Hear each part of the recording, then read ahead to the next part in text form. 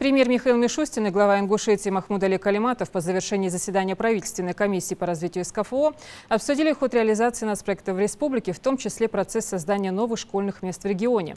Двусторонняя встреча состоялась во вторник в рамках рабочей поездки премьер-министра в Пятигорск. Цитата. В Ингушетии высокая рождаемость, очень много детей сегодня растут в республике. Знаю, что при поддержке федерального центра сейчас строится 18 новых школ, сказал Михаил Мишустин в начале встречи. В ходе беседы были рассмотрены и другие вопросы социально-экономического развития региона, в том числе проблемы водоснабжения, создание новых рабочих мест, развитие сельского хозяйства и комплексного развития сельских территорий. Уважаемый Махмуд Али Шарипович, я вас приветствую. Хочу сказать, что мы сегодня подробно обсуждали вопросы развития Республики Северного Кавказа. Ингушетия одна из ярких, красивых республик, конечно, сегодня развивается. В частности, в Ингушетии высокая рождаемость, очень много детей сегодня растут в республике. И знаю, что при поддержке федерального центра сейчас строится 18 школ новых.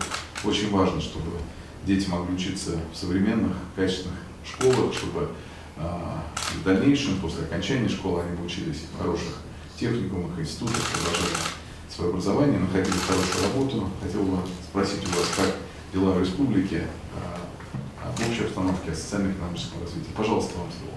Спасибо, Виктор Владимирович. Это очень важно. Действительно, что у нас есть сложности, но вот благодаря нацпроектам и помощи правительства 19-20 год мы ввели в 34 детских садов и школ. В этом году у нас еще 34. В 2021 году и до 2024 года у нас планируется до 30 школ.